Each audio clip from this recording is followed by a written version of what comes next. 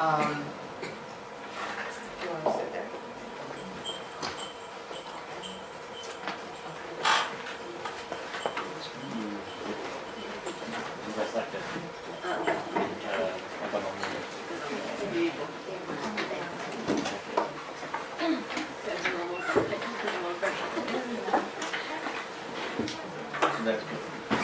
So good afternoon, ladies and gentlemen. Thank you for coming to the Habibie Center, to our Talking ASEAN. My name is Fina. I'm one of the researchers here at the Habibie Center. And for today's Talking ASEAN, we're going to talk the potential roles and challenges of the ASEAN Infrastructure Investment Bank from a First ASEAN perspective. As we all know, the bank is established to support the infrastructure development in Asia-Pacific region, and as of April 15, there are already 57 prospective founding members, and that includes 10 members of ASEAN countries.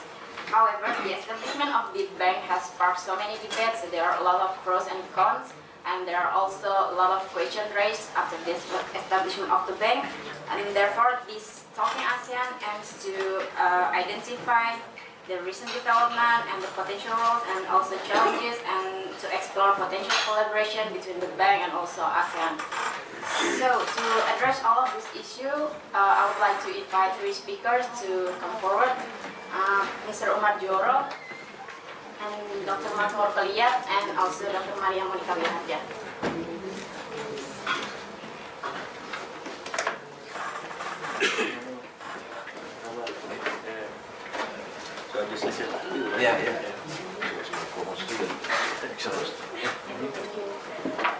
So I would like to introduce them.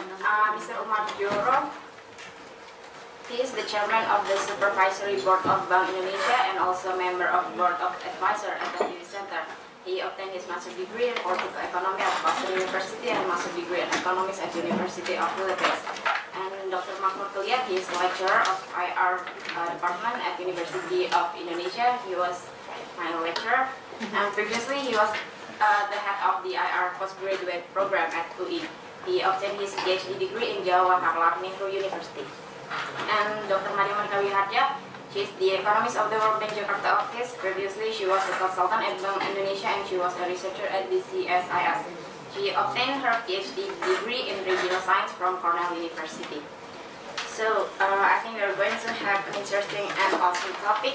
So now I'm going to invite Mr. Umar Juoro first to become the first speaker. So please, sir, the floor is yours. Thank you very much. Okay. Thank you very much. Assalamualaikum warahmatullahi wabarakatuh. Salam sejahtera and good afternoon for all of you, for our distinguished guests here, ladies and gentlemen. Asian Infrastructure Investment Bank is a new thing for all of us, including for me, but also very interesting because a lot of promising for this plan to develop sort of kind of like a financial source for investment in infrastructure in Asia, more particularly in ASEAN. Although Ibu Monica will kind of like say something probably, a lot of people say that is this a competitor for World Bank and Asian Development Bank? In my view, it could be a competitor, but we look more as a kind of complementary, because the study by Asian Development Bank, and later the Monica may say something about the study by the World Bank, is that $8 trillion needed for the infrastructure development in Indonesia. So that's a huge amount of fund, and often combining the effort from Asian Infrastructure, Asian Development Bank, World Bank, and Asian AIIB would not enough to basically to financing for the infrastructure development. What interesting about AIIB, there's a lot of discussions why China should kind of like park their foreign exchange reserve more than $1 trillion in the US Treasury, particularly without significant return. Why not invest in the area, in the neighbors, where the rate of return is a lot higher. So I think that kind of like important propositions for China to be more active in deploying the equity for the development in Asia. And since this is what really motivated, really encouraged Chinese government, particularly under President Xi Jinping, to develop what they call as Asian Infrastructure Investment Bank. The way we look at it is that it's driven mainly by what had been the model for Chinese development, which is along with opening the economy, particularly in trade, investment, facilitating by large development infrastructure. I think probably most of us, or could be all of us, have been in China. How infrastructure was amazing in terms of scale and in terms of also the modern infrastructure like high-speed train and what is this conventional infrastructure like a port, like toll road, and so on. So the way we look at it is this kind of like extensions of this approach into the infrastructure development in the Asia in general, of course, particularly in the Asia, because by doing that, so China economic development would be enlarged into regional level. Not to mention what other initiatives like Silk Road development plan, or something like that.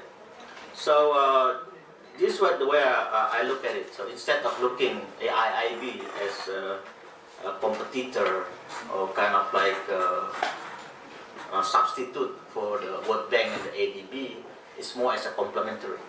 And we'll see how they would do that. But I don't have a doubt. We look in terms of kind of like opportunity of investment, there will be a lot. But again, how this kind of like implementations, that was really kind of like the challenge. And as far as I understood, that China is stated that the equity, the capital that will be deployed in this AIIB will be about $100 billion US. The questions, because this is participations for the member country, that now is assigned a member of understanding. So far is that how many countries? I think it's around 57 countries has been up to the April. It's around 57 prospective founding members have signed it. What interesting is this: it's not only ASEAN countries. That's also Germany, France, UK signed the memorandum of understanding, except Japan and of course the United States.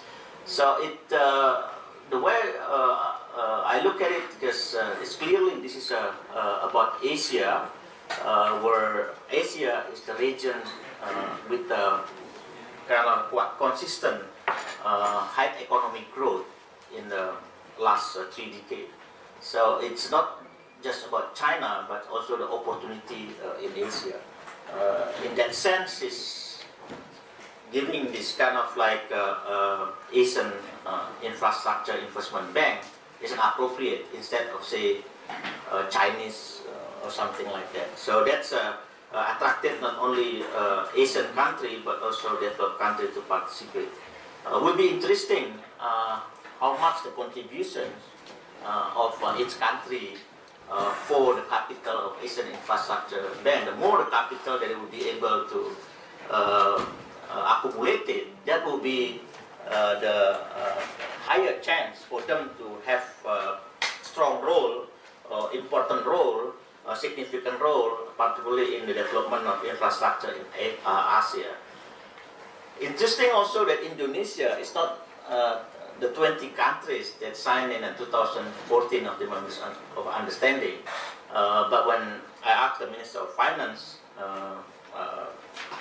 Pak Bambang, they said that at that time is October, there was a time for transitions from SBY to Jokowi.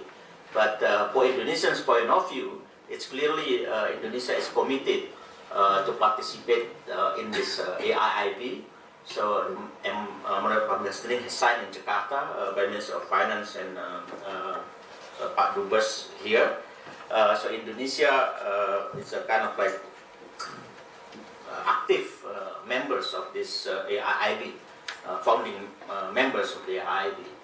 But again, how much that kind of like contribute? I don't think Indonesia to contribute for capital will be no more than 100 million or kind of 1 trillion. The thing is that for Indonesia to participate, allocating capital has to be through the budget, through the APBN, has to be approved by the parliament. Even for that one, that's reasons too. For now, Indonesia has not really clearly stated pledge how much Indonesia would participate in contributing capital for the AIIB.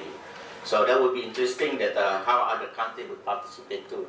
The more they participate, I think that will be kind of like the more first is not only dominating by China, but also contribution for other countries, and certainly that will be more active in activity, particularly in the development of infrastructure. The benefit is very clear to us. Infrastructure is very much facilitating investment and trade. That's what infrastructure for. But not only that, but infrastructure also supporting poverty elevations and what is this kind of like improving the equality, especially among the regions. That's also the reasons why like country like Indonesia, very significant the differences between the regions with relatively developed infrastructure like in Java and outer island. So what really interesting here is that so much discussions about the economic corridor. Indonesia, we have 6 economic corridor, but unfortunately under President Jokowi, they don't want to use the MP3EI again. They use maritime, but they don't use corridor, so I don't know what maritime something. But there's also discussions about corridor economic development in ASEAN. They talk about this kind of like, what is this, Mekong area. Then when I was in Thailand, very much the government last year was announced for the development of this kind of like, sort of like economic growth center that involving with like Myanmar, with Laos, with other neighboring countries, with Malaysia. So this very much driven by infrastructure, because the idea of a corridor economy that's very catchy in Southeast Asia in particular, and also Asia, is very much driven by infrastructure.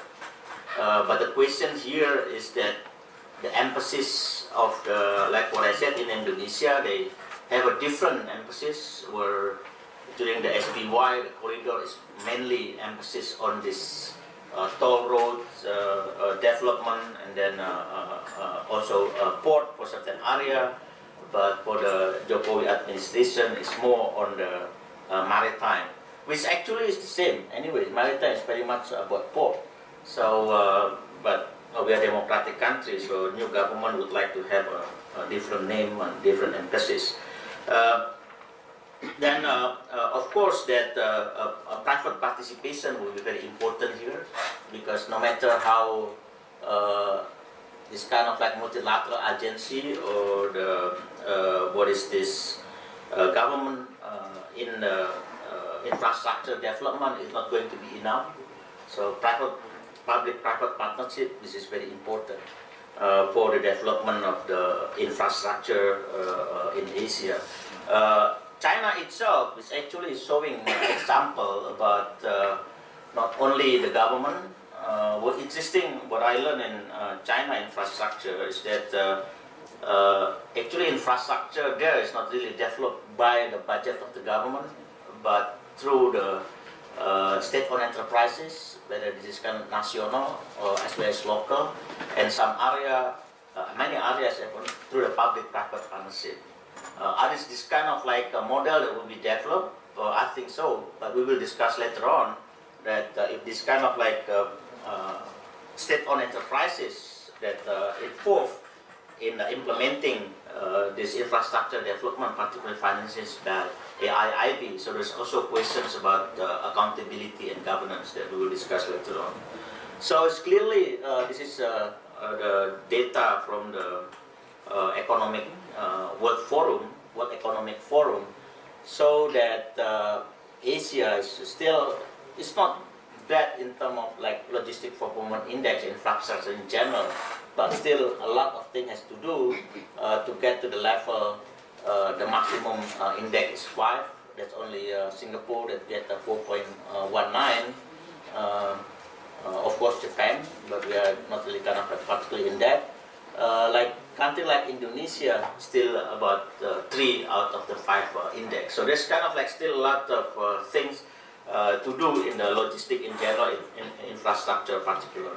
And we could see that what I just mentioned, next one, this is studied by the Asian Development Bank, more or less in Asia for 2010-2020, need about 8 trillion, what is this, US dollar to financing infrastructure, in energy, telecommunications, transport, and also water and sanitation. The largest one that would go to the energy sector.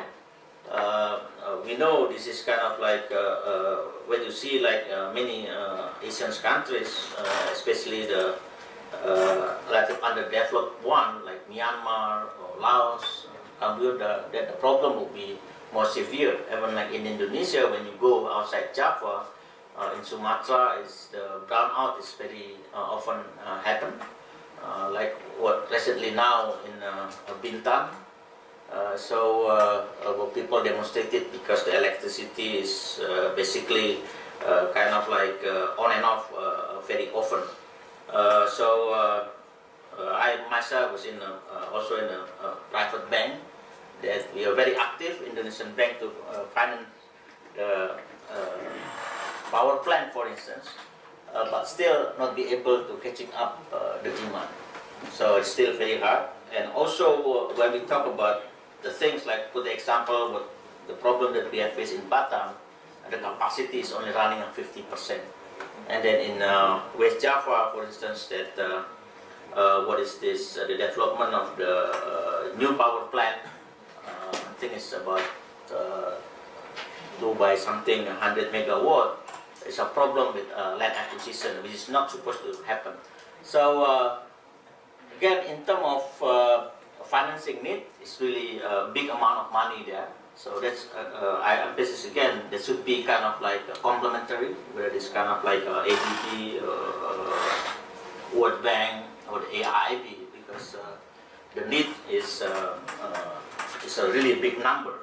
And for ASEAN itself, there will be more than 1 trillion for the period about 10 years. So that's a large amount. But very strong correlations. A lot of study has been done. There's strong correlations between infrastructure and economic growth. So, but of course, for the relatively underdeveloped, the correlation will be a lot lower. That's another challenge, because for Indonesia itself, for like a toll road, when we enforce the toll road in Java, the rate of return could be like 18, 20, something like that. But outside Java, what now is on the process of development for the toll road Trans Sumatra, the rate of return will be around 8%. So no private sector interested to go there. So you see here, that's really a challenge in ASEAN in particular for developing infrastructure that with relatively low rate of return. If they have kind of like high rate of return, particularly in urban areas, private sector will be very interested. The question is that how the project will be set up and how the financing kind of like being provided. This is the, before this one, this is the study for the from the ADB. We could see that Indonesia required highest, 450 billion. And then we see other countries like Malaysia about 185, Cambodia about Thailand about 173. So when you see that one, of course, that what really kind of like interested in terms of the economic benefit is clearly into the core of ASEAN, like Indonesia, Thailand, Malaysia, and also Philippines, to kind of like get direct correlations between investment in infrastructure and economic growth, and then come to the other underdeveloped. Even like the case for Indonesia, that we also have to look where the area would be. This is really challenge. For now, for instance, in Indonesia, is that the administrations of Jokowi said that if you want to invest in Indonesia, you should go to outside Java. But again, how do you develop infrastructure outside Java if the rate of return is relatively low? So in that sense, then the government give a kind of like better message now. They said we will give you in the area where the height of return is relatively high for the private investment. Then let the government would invest outside Java, especially where the rate of return is relatively low. So that would kind of like, in my view, apply for other ASEAN countries, Asia in general, because for the infrastructure development in relatively underdeveloped, that has to be mainly the job of the government, not the private sector. In general, that's what I kind of like. This is just kind of like looking how contribution for one of the other project. So it's clearly, I would just kind of summarize this, that in my view, the AIIB is given a benefit for ASEAN. It's clearly with the economic growth average about 5% or more. With the more infrastructure, the potential growth would be achievable by most of the ASEAN countries, particularly the core ASEAN countries. Then also the AIIB would be able to participate in active role in what we call as ASEAN Economic Community that run in 2015 forward. So the other notes that we have to kind of like look closely is that you know, the AIIB, the last slide, is very much involving many countries. So far it's 57. How the coordination? So far I haven't have really kind of like a clear idea. Is that going to work like the ADB or World Bank? They would contribute more. They would have what is this higher votes or other thing that they would do. So that's kind of like important thing, because this is would kind of like really making whether this participations of 57 countries would be kind of like synergized, or will be also a quarrel in terms of who will have more say in this AIIB. Whether it will be set up like say State Bank probably, or the way China do, we have to see about this coordinations, organization will be set up in a clear manner. And then certainly that's identifications and priorities of viable project. In my view is that we look at this AIIB is very much on the investment and trade for economic development. So we look more into the project that relatively have height of return, so then attracted also the private sector in the public-private partnership, or fully private like BOT or other scheme. While the underdeveloped areas remain the main responsibility of each government. Then standard regulatory policies and legal framework, that's very important. It's very well known here. I think many of you recall the fast track, the 10,000 megawatt project under the SBY first administrations. Practically, this is in China, and they bid very low in terms of what is this cost of the project.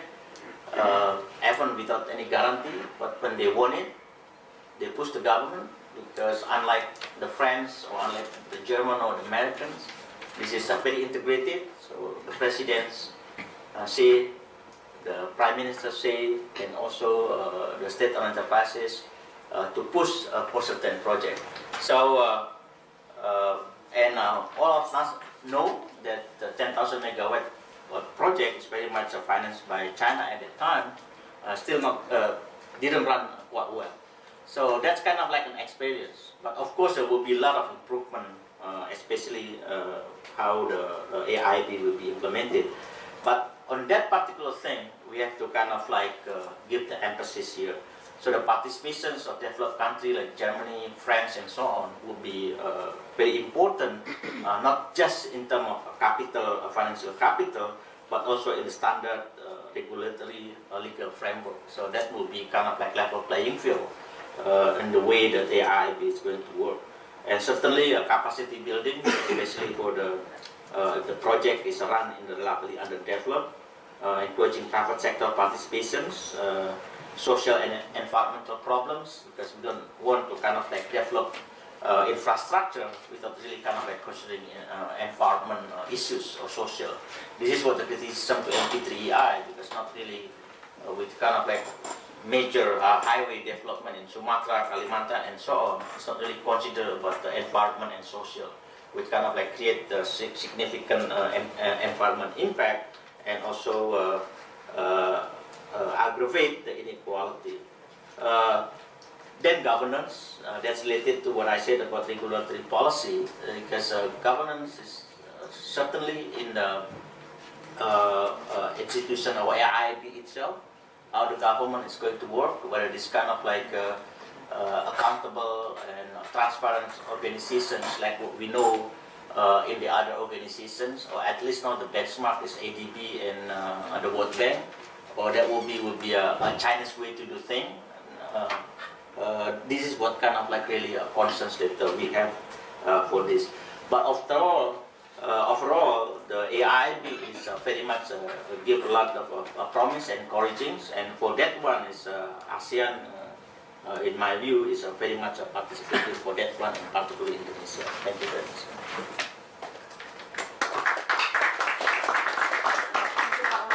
Since you just mentioned about the standard, should the bank has the same standard with the ADB and the World Bank and IMF, or should it build another standard like SIP-based the region?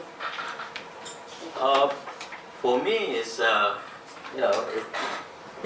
standard. For the example about the vote, it doesn't have to be kind of like a capital contributions.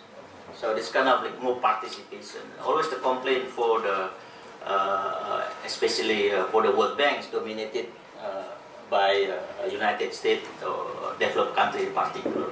So for the AIIB, they can have kind of like more participating. So this kind of like in terms of like the potential for the country to have say more vote in terms of decisions in AIIB. That would be kind of like a new model.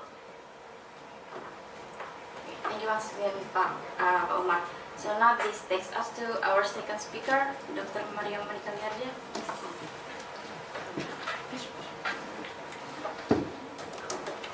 I think I'm going to say maybe a bit similar things, so just adding some things to Pak Umar's talk just now. So I guess right now, like like everybody's just putting their eyes and ears on this new Asian Infrastructure Investment Bank. And why do we need this? I agree completely with Pak Umar's argument. So there's no questions that, in my opinion, that we need this new investment bank, and it's not a substitute to the existing multilateral financial institutions, but more of a complement, just because of the size of the financing needs that the region needs. So why do we need this Asian Infrastructure Investment Bank, I think, well, the first is that the global economy is giving a signs of slowing down, if not stagnating, and we need a new engine of growth. And this has been reiterated many times in the past G20 summit, that one of the main drivers of the new main drivers of global growth should be coming from infrastructure development and infrastructure investment.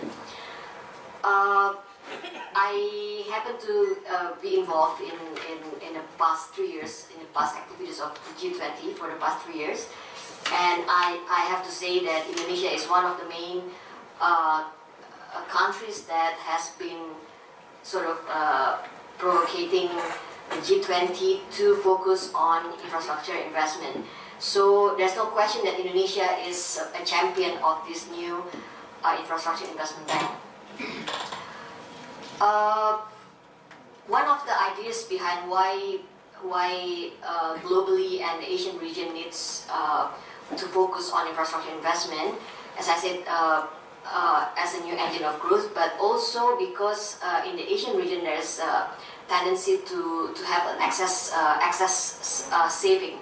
So if you look at China's international reserve, it's mostly invested in, say, like the treasury bill or treasury notes in the US. So most of the excess savings in the Asian regions go to the advanced countries, especially the US. But then it comes back again to the Asian region. So why not, instead of like going back and forth, why not we recycle these excess savings within the region? So that's one of the ideas why China and other Asian countries want its own infrastructure investment bank, so that the excess savings that the Asian region has can be recycled within the region instead of going to the advanced country and going back to the region. And also IMF has estimated that the multiplier of infrastructure investment in developing economies is 1.6. So that means for 1% increase in infrastructure investment, increased growth by 1.6%. So that's a big multiplier effect on growth. And another reason why it's a good time to invest in infrastructure now is because of the low interest rate environment today. So if we look at what happened after the global financial crisis, advanced countries are basically raising down in terms of lowering their interest rate. So essentially, we can say that the cost of financing infrastructure now is low. So so it's a good timing to invest in infrastructure. And as Pak Umar already said, there's a need to fill in the financing gap on infrastructure. I won't repeat the number, but yes, it's the Asian region, for example, requires around $8 trillion US dollar to be invested from 2010 to 2020, and also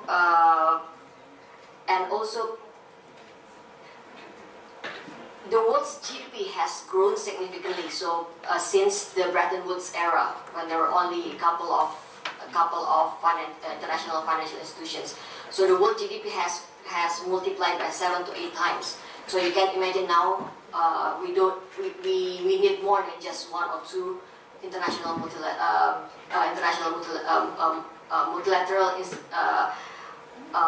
financial institutions. So any new bank or activities to finance infrastructure or development will be welcome. And moreover, the World Bank and AIIB have moved towards concessional lending and knowledge bank. So they mostly lend to more conservative projects. And I believe that this new AIIB will be focusing more on private infrastructure investment, so private lending on commercially viable projects. In 2012 to in 2011 to 2012, net commercial lending by multilateral development banks was negative. That means member countries are just paying interest to these multilateral development banks instead of the other way around, instead of multilateral development banks lend to member countries. So again, it's a clear sign that there's a need for more commercial lendings. Also, after the global financial crisis, the crisis itself and the new regulatory financial reform reduced many of banks' capacity to lend, including those for infrastructure. And moreover, pension fund, insurance, and mutual funds have not filled in this gap.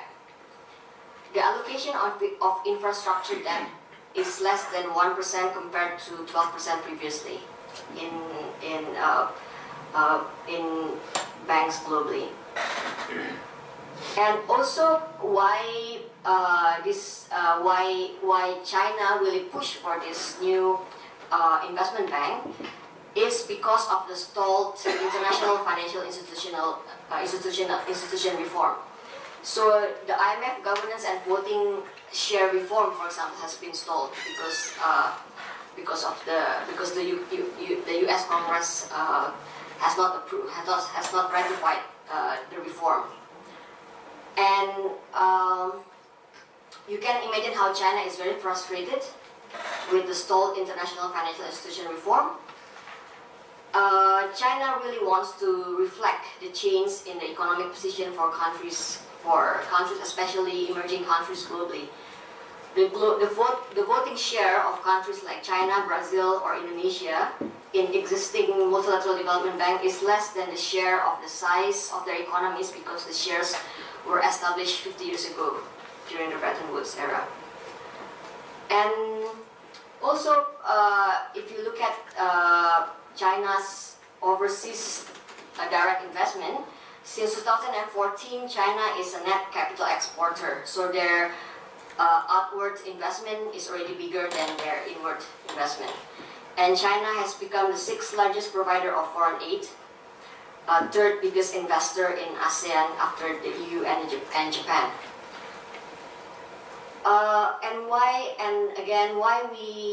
Another reason why we need this investment bank, in particular on infrastructure investment, is because we need to connect the Asian region better. So right now, if we want regional integration, the tariff barrier is already very low.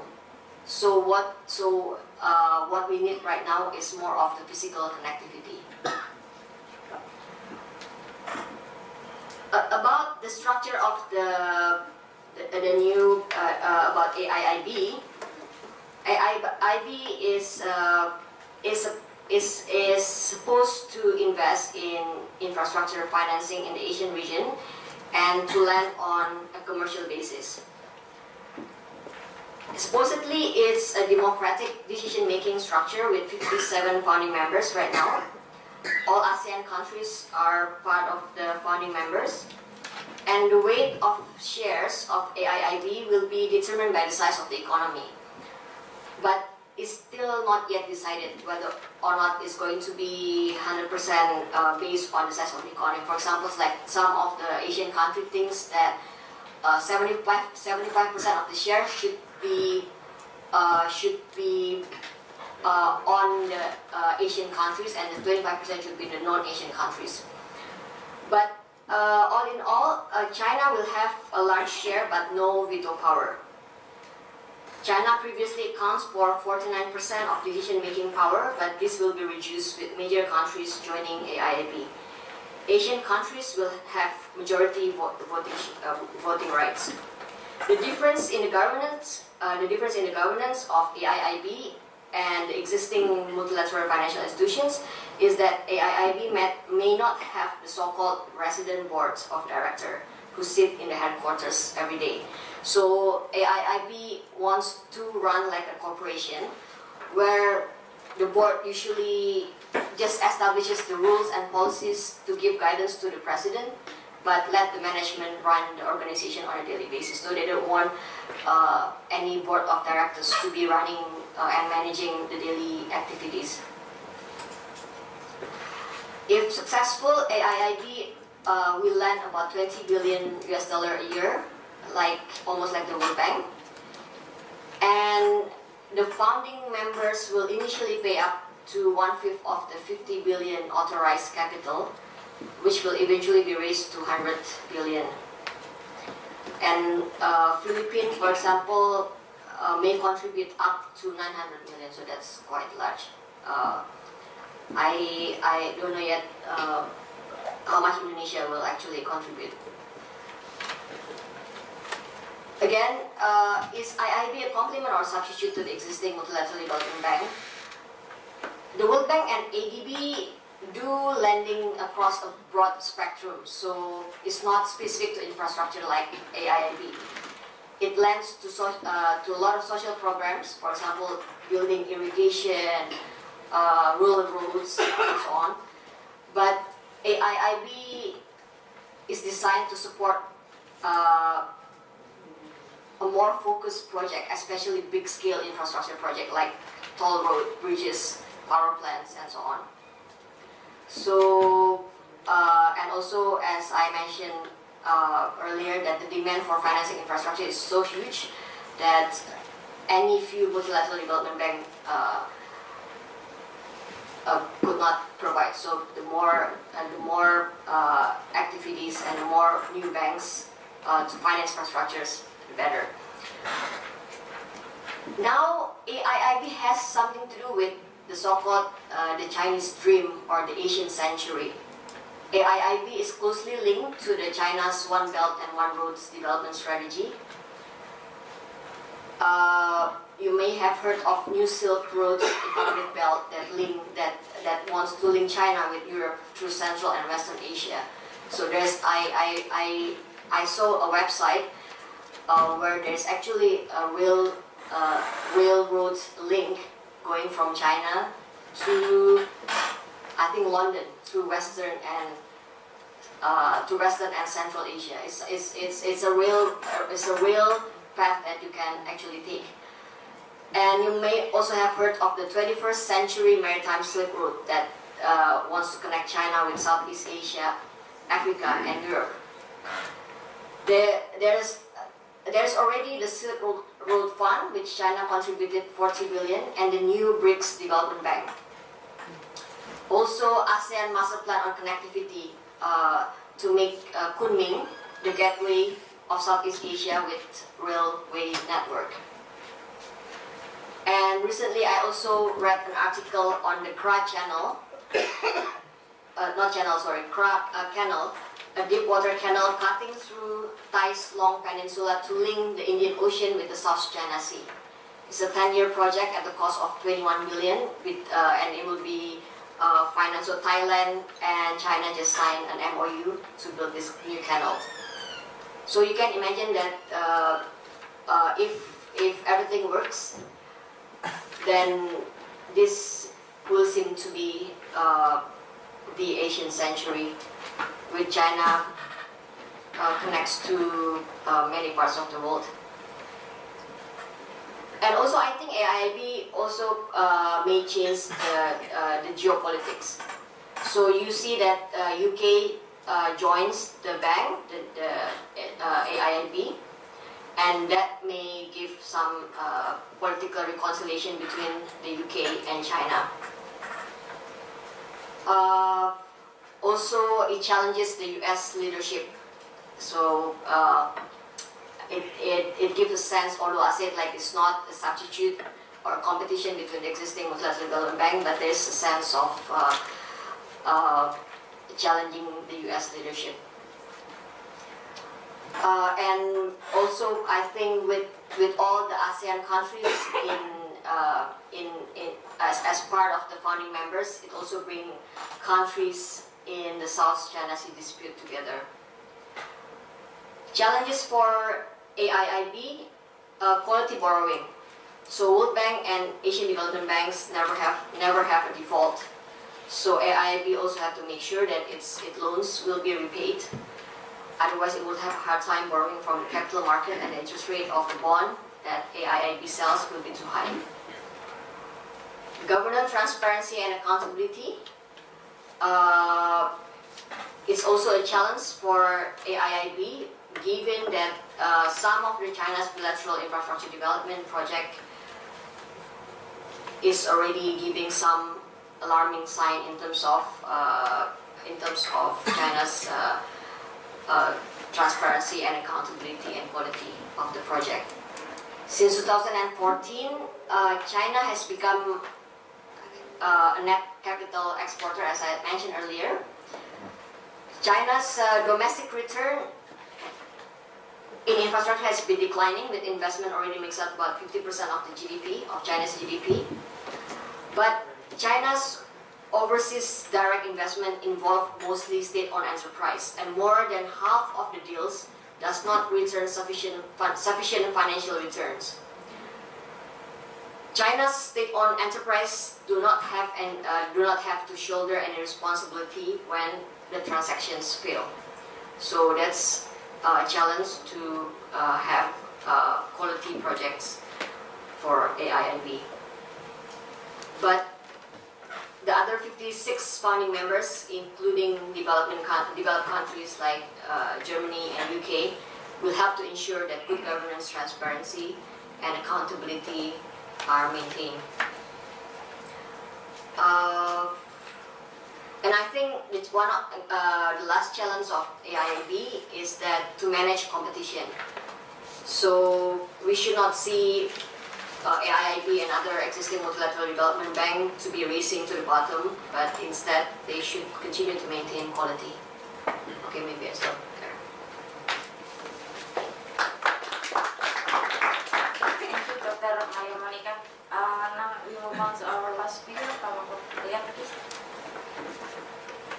Thank you very much for Habibie Center for inviting me to be here today. And I have PowerPoints, 10 slides if I'm not mistaken. And I have been asked to talk about the potential roles and challenges of the ASEAN Infrastructure Investment Bank. And I already told Fina that I have tried to find the original document draft, but I failed, but I have now. So my presentation is mainly on the basis of a secondary resources, not on the basis of original document. The countries have discussed. I have a document, but I cannot, I mean from the government document, but it is not the original document of the draft itself. So I like to what called to emphasize that point first. So my presentation is, next please, the structure of my presentation is divided into 3 parts. The first part try to highlight the stages for institutional development of the Asia Infrastructure Development Bank, and then the second part is trying to identify crucial issues what has raised in the what you call in the negotiation stage.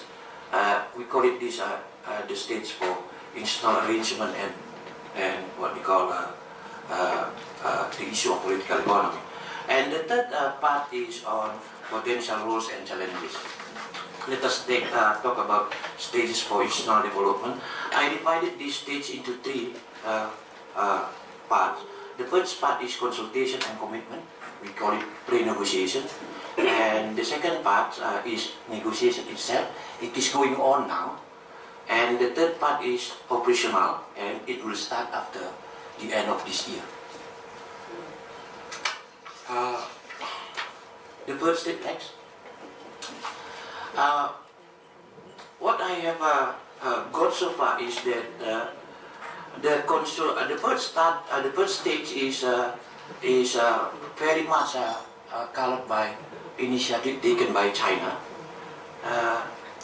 There is a mechanism, we call it multilateral consultation meeting between prospective founding members, and that Indonesia has become the founding members. And the document that has been produced from this first step is what we call it Memorandum of Understanding. Indonesia already signed it. I think the last meeting between Pak Jokowi and Xi Jinping, the document has signed it. And according to the report, newspaper report, total commitment for what we call it founding members or prospective founding members become more than 40 countries. And now the second stage. The second stage can also be called as a negotiation or preparatory talk. And actually the focus is on elaboration of the article of agreement. Next, please. Next, please. No. No. No. Next, please. Next. Actually, the structure of article of agreement consists of 11 parts. We have about the purpose, function, and membership, capital, operational, finance, governance, and that's all. But I do not find the initial document or the original document. So it is difficult to give a criticism or to give what you call highlight. Back, please. Again. Okay. So mechanism is through what we call it chief negotiators meeting. I think there are 2 persons from Indonesia who have participated in the meeting, and both them are from the Ministry of Finance. I think I have the name actually, but I don't remember now. But you can ask later on. I can find the document, the name of the persons. And the rounds of meeting of chief negotiators have taken place for 4 times, and it is going to be held for the 5th times, if I'm not mistaken, by the end of this month. And the focal point of the meeting is under the responsibility of Ministry of Finance. So when I asked the Ministry of Foreign Affairs, Ibu Retno, could you provide me the information about the AIIB? And she said that it is under the responsibility of Ministry of Finance. So there is a separation of tasks. So it is under the responsibility of Ministry of Finance. And it is expected that the final document of articles is expected to be signed by in June. And next, and the third step is I think it starts from June to December. The main focus is how to get legal approval at the national level, especially from the legislative, from the legislative institution. And it is expected that the operation of the AIIB will start at by the end of this year or the early of next year. Next. So crucial issue. In my understanding, there are 2 categories. There are 2 crucial issues that we could highlight. The first issue is related to institutional setup or institutional arrangement, and the second one is related to political economic issues. Let us talk about the institutional arrangement. I think the first is the term ASEAN. How do we define ASEAN? The document I have collected so far shows that the consensus is on the basis of definition made by United Nations. So if you look at the category of United Nations, then we'll find the category of Central Asia, East Asia, Southeast Asia, and West Asia. So that is the definition of ASEAN. It is important to have that definition in order to make a differentiation between the nature of membership, because regional membership, I mean ASEAN, will have a different treatment compared to non-ASEAN membership. I think Monica has told us that 70% of the capital contribution will come from the ASEAN membership. It is impossible for non-regional member to give more than 30%. And share of capital. The next crucial issue is on share of capital. as I told earlier, that there is a different treatment between regional and non-regional member, and also how to make a basis of a contribution. It should be based on the size of GDP or on the basis of population. It has not been clear so far, and also how to pay the what they call the contribution. Should the contribution be paid in an installment, and if it is installment, then for how long? There is a idea that for the small country, the way to pay the installment need to be done after the establishment of the institution. I mean, after it comes into force. But there is another proposal also that it should be paid 6 months after the effectiveness of the institution. And about the loan facility, should the AIIB give loan facility only for non-member, or for the only for regional member or non-regional member also? And also the issue of technical assistance for non-member. Indonesia actually, in my understanding, tried to raise the issue that the technical assistance for non-member countries is permitted. And on the issue of currency, what kind of currency we need to use for the running of the institution, and on the issue of a structure of board of governors and board of directors, and then on the issue of regional branch office, Indonesia has raised the idea that we need to have a regional branch office in Jakarta. The headquarters remains in Beijing, I think, but the regional branch office is in Jakarta. And next, a political economy.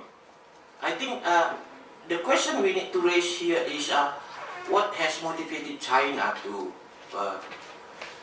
take initiative to establish the AIIB. I think I have 3 reasons. The first one is related to the achievement of the country. I think China now is one of the largest exporting country, and it has accumulated huge foreign reserve, and because of that, there has been a pressure for yuan appreciation, and that need to be channeled back to outside China. And as Ibu Monica has told us that initially that money has been invested in a security market, like buying bonds and sell, and now there is another option where they can invest the money into a real sector, that is infrastructure development. So the second reason is there is a conviction that the economic growth of China will be difficult to sustain in the years to come if infrastructure deficit takes place in Asia. According to ADB report, I think a huge money is needed for ASEAN infrastructure development between 2010 up to 2020. The figure I got is 8 trillion, but I read in your paper is 1 trillion. I don't know. So it's the same. Same, 8 trillion. So huge money we need to make infrastructure development. And 3 years ago, actually I and Fina conducted a research on infrastructure development, and we find that actually China has made a great achievement in infrastructure development. If I'm not mistaken, it has become 8% of GDP has been allocated to infrastructure development. But in the case of Indonesia, I think less than 2% for the last 10 years. So, and China has set the target to increase the ratio into 15% for the next 20 years. So there is a gap between China and ASEAN country insofar as infrastructure development is concerned. So the third one is because there is a need for China to counter criticism. China has been focused on FTA like regional trade. So by proposing the idea of ASEAN infrastructure bank, then China tried to give impression that they go beyond trade. So they need to kind of to show the public that they have a regional responsibility. And I think China also has learned very clearly from what United States and Japan has done, that they can exercise their rising power through institutions. So by establishing a new organization, there's a possibility for China to exercise its power without giving the criticism from outside. So this is the important thing, and I would like to emphasize another point is that actually under the G20 mechanism, there is an agenda for infrastructure development, but in my understanding, it is only on a policy dialogue. So I think China has taken a very progressive step, because they have made infrastructure development not only at the level of policy dialogue, but they have come with the real policy by establishing the AIIB. So two steps further compared to G20. And let us talk about the political economy. The question we need to raise here: why Japan and the US have not given a supportive response to the idea? In December last year, I went to Japan and under international exposure program, and I made a dialogue with a number of strategic thinkers. And I asked the question: why Japan does not give us a positive response to the idea of AIIB?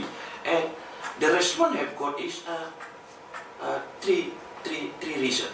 The first reason is they have a kind of conviction that China does not have a tradition for transparency and governance in the financial sector. So they don't have a strong conviction that China can run that kind of lending institution at the international level. And the second reason is they don't have it is difficult for Japan to understand why do we need to have AIIB at the same time we have a ASEAN Development Bank. So they fear that there is a kind of redundancy between ASEAN Infrastructure Bank and Asian Development Bank. And the third reason, I think, because the US has not taken stance on the issue, and in my understanding, the focus of US so far is on TPP, Trans-Pacific Partnership, not on the issue of infrastructure development, and TTIP on Transatlantic Trade and Investment Partnership with the EU. So the question then is, could we imagine that Asian Infrastructure Bank exists without the presence of Japan and China? I think this is a very intriguing question. And the last part is on potential role and challenges. The potential, I think, of course, there's high potential role for infrastructure development because we have more resources now. Mobilization of resources is better. In the case of Indonesia, I think we have policy priority on infrastructure development. So we have more resources now. But again, there is a need for role differentiation between AIIB and AAB, at least to minimize the issue of redundancy. And I think the potential will become higher if Japan and the US can take part in the AAB. And challenges. I think challenges will come after June. at the national level, we need to have what you call endorsement from the legislature. So if everything goes well, then after June, from June to December, there is a need what called political process at the parliamentary institution. And at the regional level, I think how to match the idea of ASEAN Infrastructure Bank with the ASEAN agenda of regional economic integration in Southeast Asia, especially with the issue of interconnectivity. Could ASEAN use the idea of, could use AIIB for strengthening the interconnectivity of ASEAN? And the third point at the public level is how to deal with the issue of transparency and governance. And the fourth challenges is on mechanism for evaluation of policy objective. My fear is that we only evaluate the achievement of the blended institution from the output, not from the outcome of the people surrounding the project. So I think there is a need to give what you call the evaluation. And I think that's all I can contribute my academic perspective to our discussion today. Thank you very much.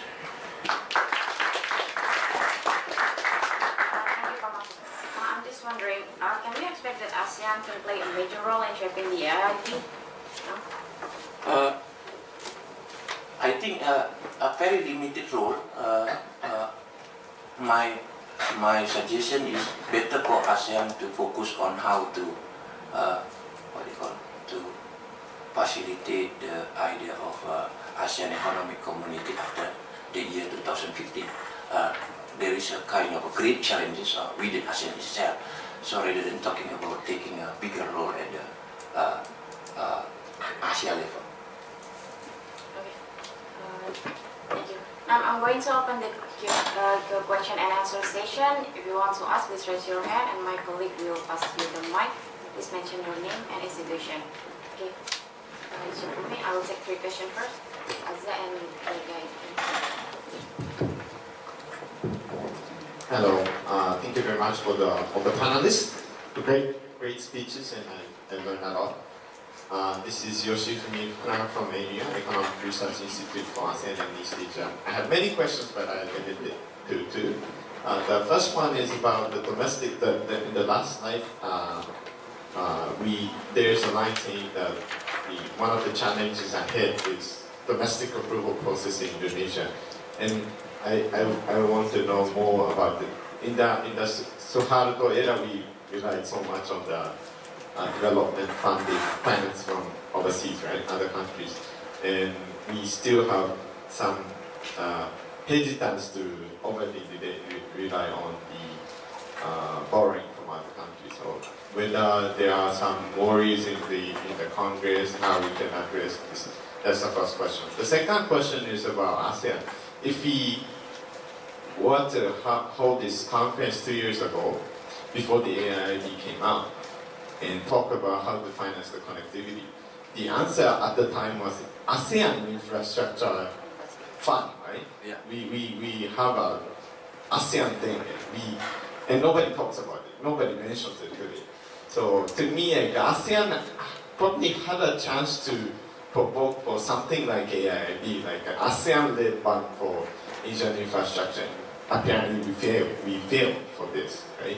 With the very limited funding and low visibility. So how does this affect the ASEAN's, visibility, ASEAN's capacity to form the regional agendas in infrastructure development? That's the second question. So the first, I think any panel can address these questions.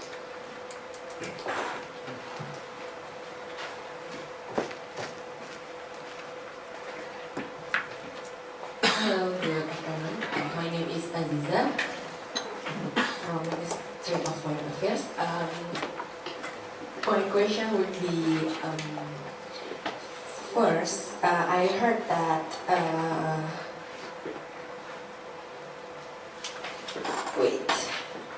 Okay, so Ms. Maria, you mentioned about the concept of China's new maritime Silk Road and the One Belt policy things. And regarding to that matter, do you think that it feels like Indonesia is now, not Indonesia particularly, but the other member of AIIBs, like it feels like we are helping China to making their dreams come true? And do you agree with that? And what do you think the other Western countries might see about these things? And then the other things is, if I may, another question, Pak Makmur, you mentioned about the crucial things. So looking at those crucial things, do you think we are actually, I mean, AIIB is actually ready to accommodate ASEAN? ASEAN needs, especially with the ASEAN Community 2015 deadline is coming on December. Thank you.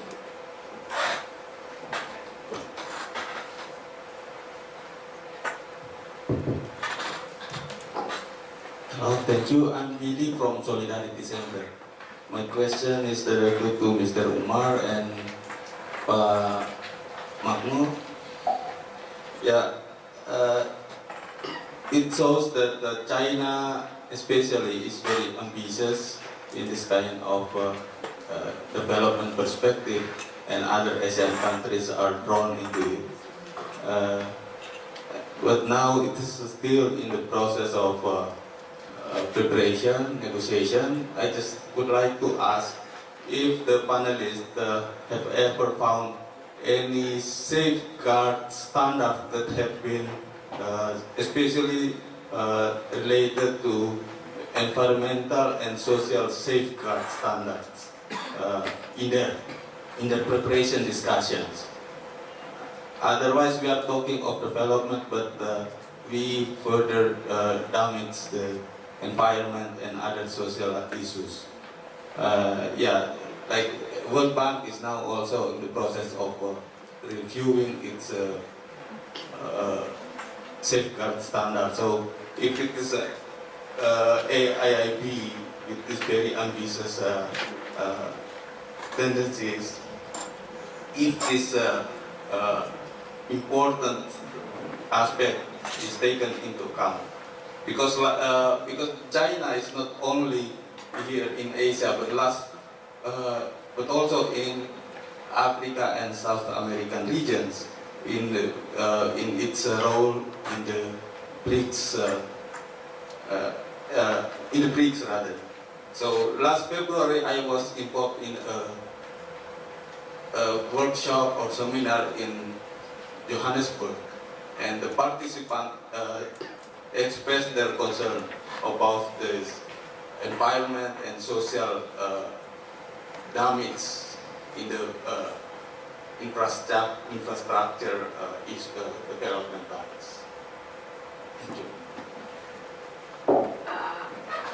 I think we now will answer the three questions first. Now the first thing. Okay, now for question number 1, Pak Makmur.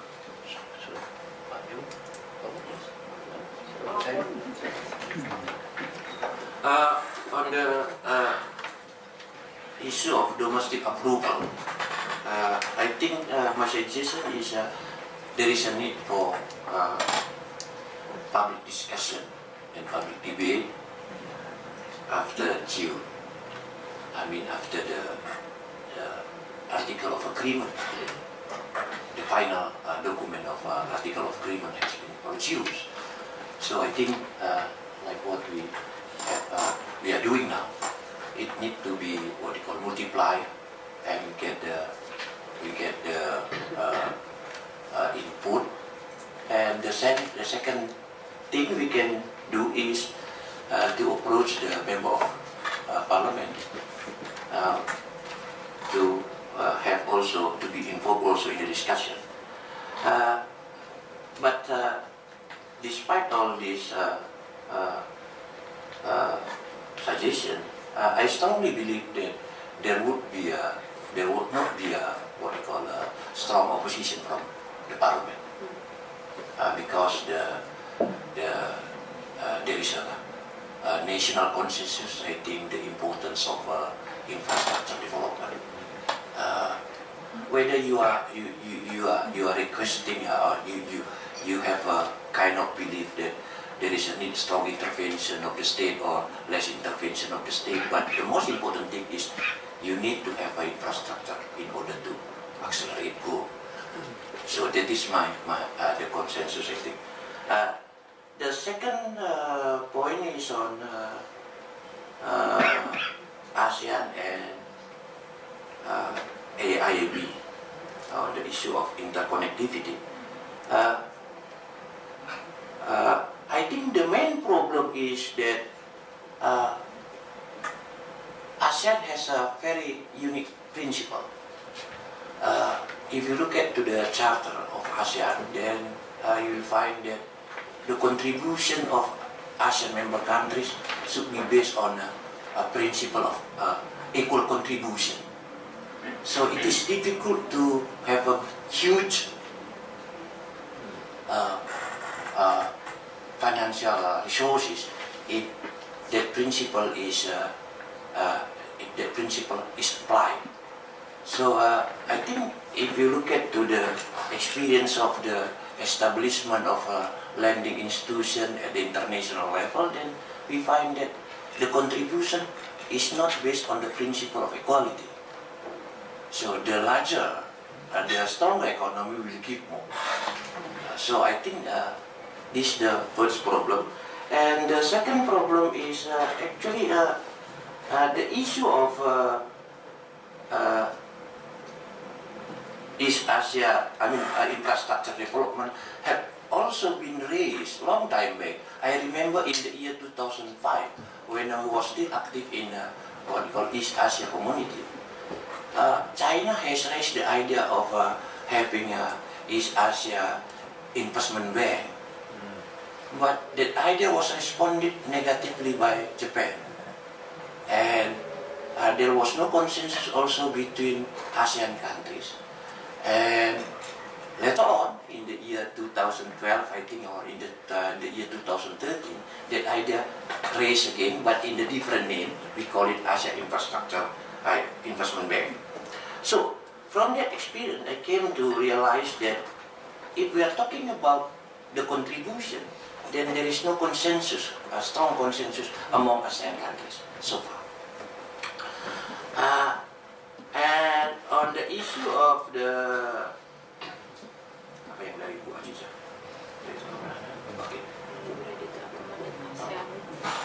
yes,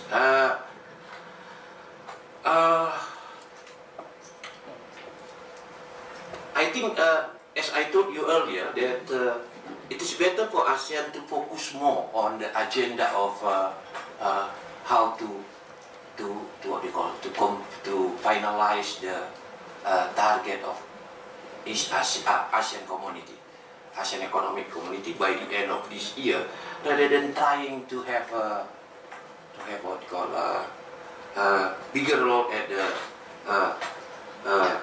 ASEAN level. So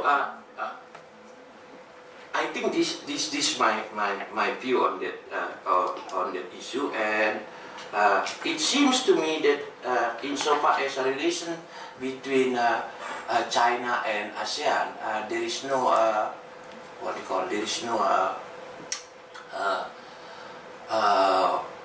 very substantial divergent views between among ASEAN countries, unless on the issue of territorial dispute in the South China Sea. But insofar as the issue of economic relationship, I think there has been a strong consensus between ASEAN countries that China is very important, has played an important role in Southeast Asia. And on the issue of China ambition, my response is like this: if you are internationalist, then you will encourage China to establish institution. By having institution, then we can control China with a certain mechanism, because there is a rule, there is a procedure and mechanism. So, but if you don't believe in a view of internationalism, then it is difficult to counter China. And I think if you are realist, then it is a normal that the stronger you are, then the more power you have, the more say you have at the international level. So I think it is a natural consequences if China has a greater ambition, because economically China has become stronger. So it is a normal process. My understanding and my view is Japan is not normal, I mean quote unquote, because it has economic power, but on the basis of constitution, China does not have authority to have a military force. So that is not normal in my understanding. Thank you very much. Thank you, Pak Umar. Pak Umar, would you like to answer question number 1 and 3? Yes, Pak Yusufuni, on the way that the domestic to contribute for this AIIB, of course, we now is standardized. Any contributions of Indonesian government into the international organization has to put in the budget, APBN, and then approved by the parliament. Even like when 3 years ago, it's a small amount actually, just several million US dollar contribution Indonesia for the Syariah Economic Board in Kuala Lumpur, that to be discussed in the parliament too. So that's the thing. But we know that in what is this APBN 2015, the budget 2015 under SBY, there was no this one. And remember at the time, if I'm not mistaken, this Pak Mahendra is the one I talked to him too, is the Indonesians official who involved in this AIIB. There was none there in the APBN 2015, and the APBNP 2015 under this Pak Jokowi and the Minister of Finance Bambang. I thought that would be kind of like submitted because they're serious about this kind of like the amount, but there was not there either because this is new administrations, and the AIIB also is not really kind of like clear yet. So is it going to be put in the budget 2016? I think so, yeah, because otherwise when Indonesia would kind of like make clear contributions. But to me it's very clear in terms of the payment would not be in a one time, there will be installment. So at that time there was discussions about the contributions about 1 trillion rupiah, 100 million. So there will be a 3 years. I don't think there will be more than, at most there will be a contribution for Indonesia. If I kind of like make a judgment, assessments about the conditions, political economic conditions, will be at most will be around 300 million. 3 trillion lah more or less in the Indonesian standard because we are in counting in rupiah. If that kind of like Ibu Monica was called, we use the information in Thailand, which is Philippines will contribute 900 million. That will be look upward for Indonesia. Because for the GDP we are the largest, population we are the largest, and President Xi Jinping is very much have attention in Indonesia. When he marching on what is this Jalan Merdeka in Bandung with President Jokowi and Ibu Megawati, and President Xi Jinping, but there was no Prime Minister of Japan in the other. And then Indonesia doesn't contribute less than the Philippines. And when you look in the Philippines, the contributions of the China, what is this kind of like involvement, especially in infrastructure, it's not compared to Indonesia. And Pak Makmur said about that. Just coming from the Philippines, what is this 3 days ago, and I didn't see this kind of like a Chinese there, like in Indonesia, or the power plant and so on. It's mainly it's the Koreans and Japanese there. So and they kind of like a lot of people in Cebu talking about this kind of like China Philippine conflict with this Spratly Island because that's very close to Samar, which is near to Cebu too. So that would be quite interesting if the Philippines make a pledge 900 million, Indonesia with 300. So that's come into this kind of like how these things of this kind of like structure of voting and so on will be kind of like decided in the AIIB. Again, in terms of mechanism, is clear. In some extent, I also agree with Pak Makmur. I don't think there will be a lot of resentment because at that time when what's the President Xi Jinping or the chairman of the Congress when give a speech at the Parliament, the members of Parliament are very happy. I didn't ask, and they talked to me about that kind of thing. Well, we are here with the China leader. So the problem is the amount. One, like that's what I said. My estimation should not be more than 300 million US dollar. And then second is that that's always the Parliament. Although in our tax system we don't pay, for example, a tax for a gasoline has to go for the environment. But when it comes into the kind of like a budget thing, allocations of budget, they may ask, if you contribute that amount, how much of value of the infrastructure project that we get from AIIB? That will be long debate. So that would be interesting to do that. So, but I don't think even in 2016 they will kind of like give this more than 100 commitment. Also considering that who will be the Minister of Finance do not guess too. There's a lot of talk that there will be a cabinet reshuffle. So that's kind of like other aspect that we have to look. Usually that's the problem is that it's not really kind of like a continuations, in the kind of like a process of this kind of like a participation thing. Still kind of like need a key person who, especially the Ministry of Finance, would keep it up on that one. Then also bringing in, of course, to the presidents and to the Parliament. On the ASEAN itself, we talk about AIIB and ASEAN, but the way I look at it is it's very much China and 57, what is this kind of like founding members, something like that. So the way I look at it, the approach of China is not through ASEAN, although we have ASEAN-China free trade agreement, but this is Indonesia, Philippines, Cambodia, and so on.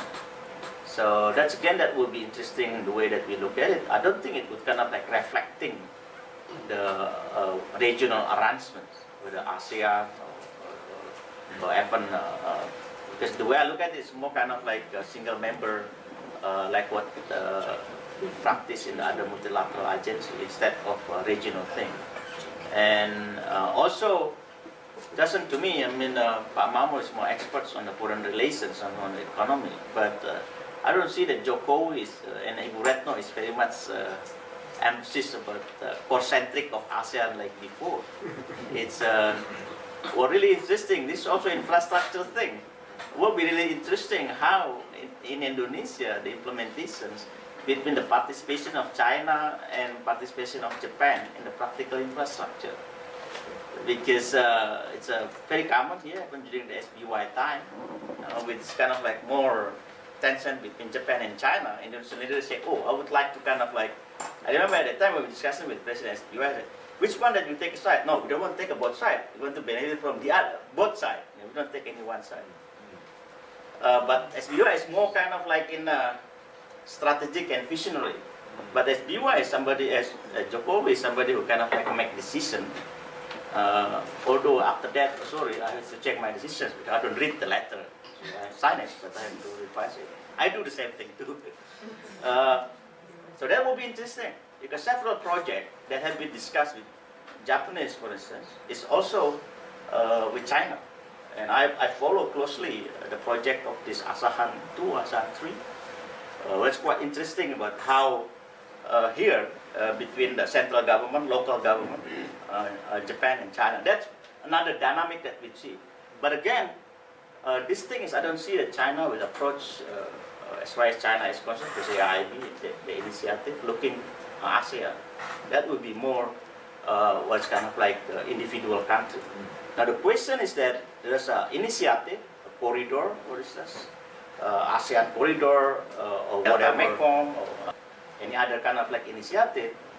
The question is whether this kind of like countries that involved, like Thailand and Myanmar or Burma, Myanmar, Malaysia, they together to kind of like propose that project into AIIB. That's the questions to me. But still, I look at it kind of like more into what is this kind of like single country, and more particularly, I kind of like in line with Ibu Monica, it's more into kind of like viable project in the sense of economic and business. On this environment here, so our colleague from the Solidarity Center, I think that was the real issue beside the governance, because when you go to Beijing, I surprised myself how the pollution would be. That's what I would imagine for the 10,000 megawatt project in Indonesia and 35,000 megawatt project now under this Jokowi, because mainly the project is very much on the power plant, and power plant is very much on what is this, coal driven, and with the low coal now. But interestingly, China is basically very limiting the export coal, particularly Indonesia, for low calorie. But in Indonesia, it's still a priority. So when you look at in a kind of like environmental point of view, one of my concerns is that I don't kind of like so much concerned with our road. It's kind of like what it is to the MP3I. But my concern so much is the what is this power plant coal fire, because Indonesia is one of the largest producers for coal, and mainly low rank coal. So and that will be used for us too, and could be like a country like India. So environment thing would be kind of like, I don't really kind of like expect that will be kind of like quite high standard. Then the questions again, also raised by other speakers, is that whether the members of other ASEAN developed countries will participate on that. For me, it's participation, contribution, of course, a capital, and then this kind of like governance thing, environment, but also in the quality of technical. Because I think for Indonesia, we learn a lot about the 10,000 megawatt in terms of the quality. So in that sense, China should not kind of like limit it, using this machinery from based on the quality and of course efficiency and price. Not just has to be made in China, because otherwise that would kind of like similar experience that what we experience in 10,000 megawatt. So yes, we have to put this kind of like environment standard as a proper standard. But on the other hand, our questions for this kind of like financing would be that kind of like standard. The way I look at it would be kind of like, of course, a slower standard than the World Bank in that kind of like environment. But the problem with World Bank too is that kind of the standard is too high, then we are not able to kind of like fulfill that standard. So if you can do that, it's kind of like more in terms of manageable standard, that will be good. And the other aspect is that should be like, especially for Indonesia, is the alternative energy or renewable energy, particularly geothermal. But China doesn't have any experience in geothermal. Either they want to be with participation of friends to be this kind of like as a founding member, would kind of be counted to kind of like to contribute this what is this development of the project in the renewable energy. That will be, kind of like our expectations to this AIIB, that will be growing high, if that going into that way. So not just going the Chinese way. Yeah, thank you, Pak Umar. Bu Maya, would you like to answer question number 2 and the last one is about the safeguard? Yeah. Okay. First, let me just briefly answer question number 1, like about domestic political resilience. So I think the difference between what's usually on the newspapers about the Indonesians against the IMF lending, for example, is that AIIB lending, such as on infrastructure investment, will not be conditional. So it's you lend on infrastructure investment, but it's not like conditional that you have to achieve certain policy changes, right? So I think this makes a difference in terms of whether or not the parliament wants to approve this kind of lending compared to, let's say like the IMF loans, or even like the World Bank's policy or program loans. On the second questions about ASEAN Infrastructure Investment Fund, yeah, I mean, now it's a bit sidelined after the establishment of this AIIB, but I think that in terms of the scale of the capital, in terms of the scale of the project, in terms of the scale of the funding members, is just not apple to apple, because this is like, you know, big institutions that want to challenge the Bretton Woods institutions like the World Bank. And I think the ASEAN Infrastructure Investment Fund and the project that is in there can still be like part of this AIIB program, I think.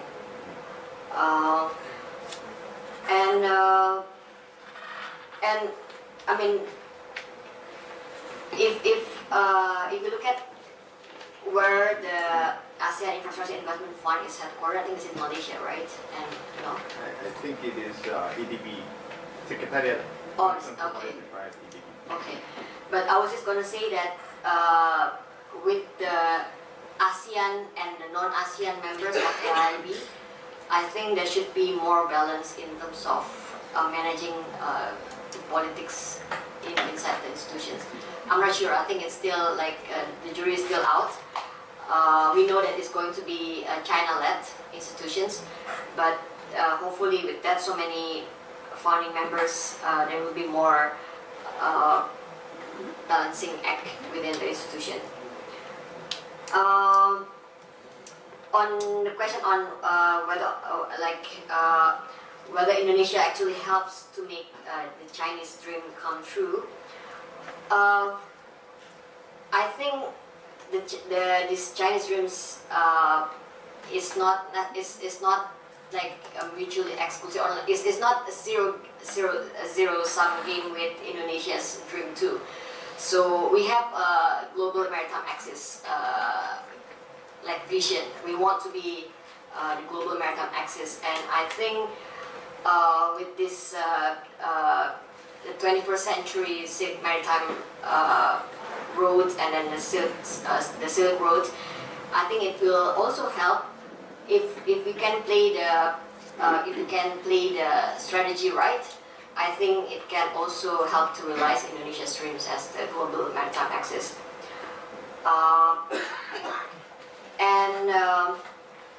China is already, like this year for the first time, China is in the top 10 of biggest investors according to BKPM.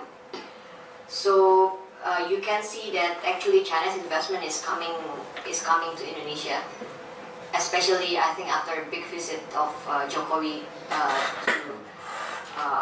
to President Xi Jinping, and with this new, like the 21st century maritime Silk Road and the new Silk Road, I think it will also help to open Indonesia's access to the global market, because the scale of the visions of China to reach Africa and Europe is so big that I think it will also help Indonesia's access to the world. I think we should see this like Chinese dreams realized in AIIB should be seen as a very good thing, because it helps build like the Asian century in a peaceful way. In terms of like China wants to help the regions with investment instead of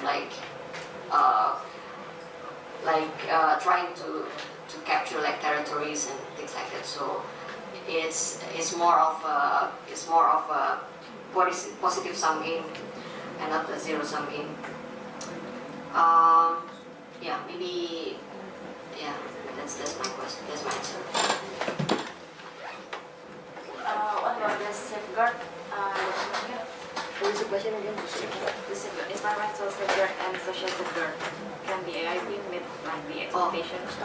Well, if you go to AIIB website, the three criteria that they want to build the institution on is clean, lean, and green. So they focus also on environment and social impacts of the projects. Of course, like again, I think as correctly said by previous speakers, AIIB needs to find a balance where the projects will be benefiting the member countries versus like environmental friendly, because yes, there are some of the World Bank projects, for example, that set very high standards on the environment, for example, in a way that, you know, like for example, like on building coal power plant that the World Bank cannot support, but is still being needed in a sense in some of developing countries. So hopefully with the balance in the membership of AIIB, there should be some balance between the benefits the project will bring versus the safeguard, the environmental and the social safeguard. Okay, thank you. Is there any last question? Okay, please. Yeah, thank you. I am Habibie from the French Embassy Economic Department. I have a question regarding the positioning of Indonesia in the AIIB. It seems that Indonesia, of course, has a priority in infrastructures, but I would like to know what is our opinion about the advantages that Indonesia can get with this new development bank, especially that I think that already in Indonesia there are many financing that are already on the market, that there are many financial institutions that are financing Indonesia, and most probably the main problem is implementation in Indonesia. And also this is the first thing I want to mention. And secondly, the track record of China in Indonesia financing projects, like was mentioned before, for fast track, for example, was not so effective.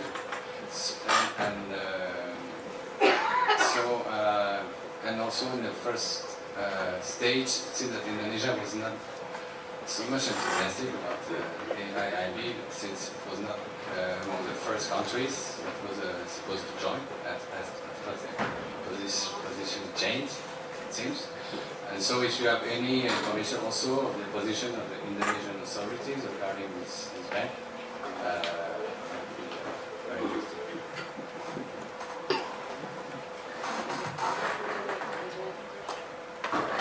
The position is very clear. We committed as member of this AIIB, but like what we had discussed is that how much that we are going to contribute. But of course, the demand for the presidents to have headquarters here, I don't think will be fulfilled unless Indonesia would contribute $5 billion. Even 5 billion is not enough yet. So that's the commitment, is no questions about that. But like what you said too, how this thing is going to be implemented, that will be very interesting. But for now, if you kind of like looking at the way that the government look, if you kind of like the investors that will come into infrastructure, it's very much looking into China. Why? It's kind of like interesting. China is also very aggressive for Indonesia. And of course, there's a lot to do with standard, with governance. You know, it's like a lot of the project is in the regional level. As you know, we are very decentralized. As you know, that when China is doing that kind of thing, they kind of like willing to accommodate the interest of the local government, whether they ask for participations in the project to have a share, for instance. We're not being able, ever for state-owned enterprises of Indonesia cannot do that, because that's the government has to decide, not the state-owned enterprise itself. But China will be able to do that kind of thing.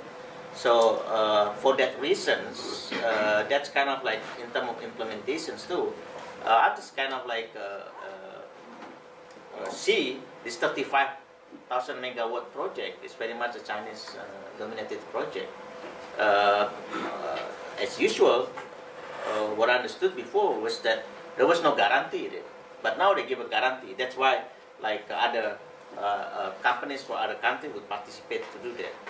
So that's kind of the thing, because the standard of this kind of like governance is different. So you know, the financing for the AIIB, if you have to kind of like compete, the government they say that okay, we're not required for the guaranteed for the government, whether it's kind of like related to issued bond being issued and bought by the AIIB, or kind of like direct loan to a certain project, or kind of like syndications with Indonesians bank, for instance. They will do that. You know? So in that sense, is for Indonesia, it's kind of like facilitated too. They don't have to kind of like go with this kind of like requirements to be fully guaranteed. Although later on there will be a subject for what is this negotiations, and not to mention cost, because the problem is, you know, that in Indonesia is the cost is number one. If I become a project leader, so I buy a better quality of machinery, but there is available of machinery at a lower cost, I could be caught by KPK. First is by BPK, while don't I buy the lowest price?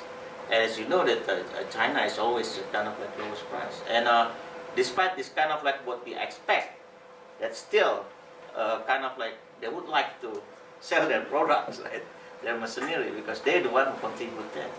So that's also other aspect that Indonesia is very much welcome. And usually in that sense, although in a kind of like a big picture, we expect, or I said that it's not supposed to be a substitute, but when it comes into the implementation of the project, there will be a lot of substitute. The project that should be funded by this kind of like certain multilateral agencies, or certain kind of like what is this loan from a certain country, that might not be taken over in a practical project itself. So we are taken for granted, just kind of like we expect that there will be non-substitute, they will be complementary. In the implementation would be that way too. No, there will be kind of like a lot, because like what I said, particularly like in Indonesia, Thailand will be less, because once the central government decides, usually the local government is followed. But in Indonesia or Philippines, that's different matter. The central government could decide, by not participated by local government, they were not given the land. So that's what happened in West Java, for instance, just land only for power plant, but local government not to work. Not to mention about this project of what is this toll road, for instance.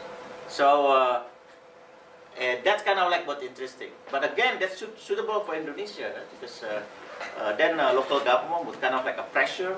You would like to have infrastructure, you don't want to financing instead, China. And state-owned enterprises like that too. State-owned enterprises is, I get the sense the current, not get sense, it's kind of like my view, when the current state-owned enterprise minister, Ibu Rini, is very much in favor of China compared to the other. And as you know, this kind of like project that was really running now, like extensions of the Pelindo 2, the Tanjung Priok, Kali Baru, is only financed by state-owned enterprises, by Pelindo itself and by Mandiri. How much Bank Mandiri can give? 1 trillion, 2 trillion. So this is the enterprises. Of course, if they kind of like participate with a large multinational company, they would require this governance, this thing, this transparency, this thing, but they can team up with state-owned enterprises of China, financed by AIIB. So then all the project now, basically under MPTI at that time, or maritime now, is very much run by still by state-owned enterprise company. So in that sense, it's more in favor of that. So overall is, yes, commitment and implementation will be there. But when we talk about this kind of like quality, I would think that would be improved, but we still kind of like face that kind of like aspect in terms of quality, in terms of capacity, and sustainability of the project. Thank you. Thank you, Pak Makmur.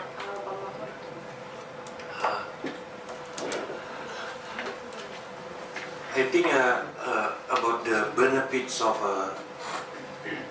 and advantage of AIIB for Indonesia, I think it's very clear, because the government has a priority on infrastructure development.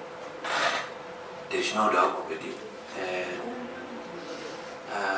but in reality, actually, for this year, we will rely more on state budget to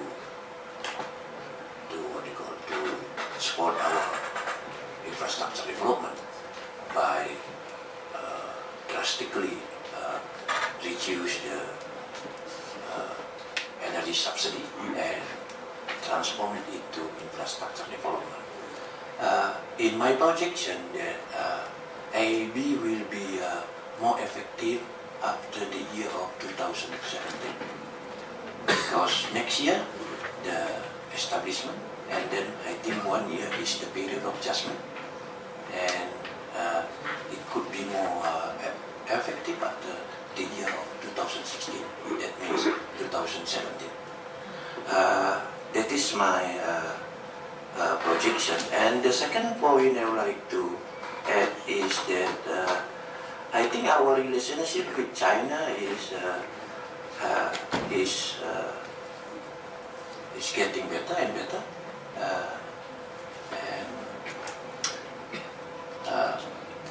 China. Well, last time when I was in China in Guangxi, they have promoted the idea of the diamond years of China and ASEAN relationship for the next 10 years, and they call it the last 10 years is not diamond but golden years, and now they are building diamond years of relationship. So I think there is a strong impetus from China's side to maintain and to improve the relationship with ASEAN countries, and interconnectivity of ASEAN I think will be very helpful if that either can be connected to the AIIB. The third point I would like to add is that one political advantage from having a good relationship with China is that there is not so much a political, nitty-gritty of human rights. I think it is not like when we have a relationship with European countries or United States. There is a kind of social standard very high, and I think this is does not exist in our economic relationship with China. I am not saying that this is good or bad, but I think we have to realize the fact that China never raised that issue when we're talking about economic relationship. So I think this is one of the advantages. I think that's all I can contribute. Thank you. Yeah, I think this is a good question, because I'm also wondering to what extent AIIB will be benefiting Indonesia up to like the implementation and so on and so forth. Because as you know, like most of the infrastructure projects in Indonesia have issues not because of the financing, but more on the regulatory issues, especially land acquisition. So if you look at all the issues on infrastructure investments, like the majority of them are related to land acquisition. So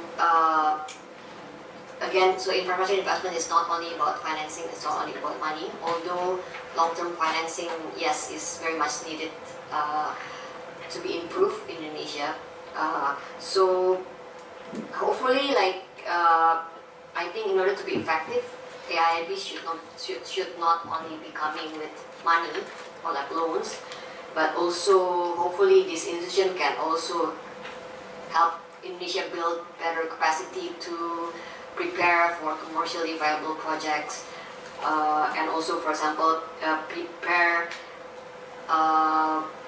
for example, like state-owned enterprise to issue infrastructure bonds, prepare, pension funds to help with long-term infrastructure financing and so on and so forth. So not only from the financing side, but also from the institution side.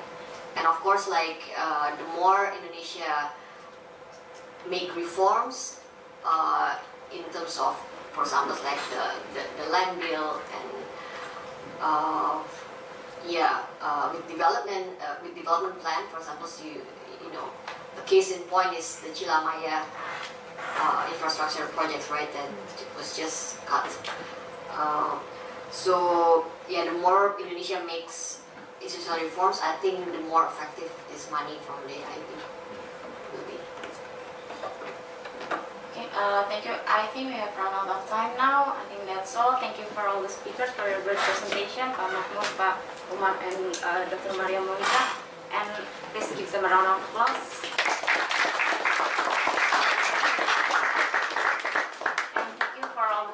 Who are already coming here. As usual, we are going to send out the discussion report along with the speaker's presentation to your email. However, if you do not receive it, please feel free to download it on our website, www.thcasean.org. So, thank you for coming. We look forward to seeing you in our upcoming events. Good afternoon.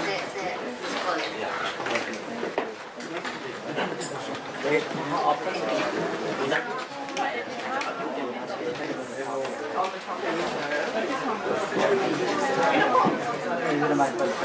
the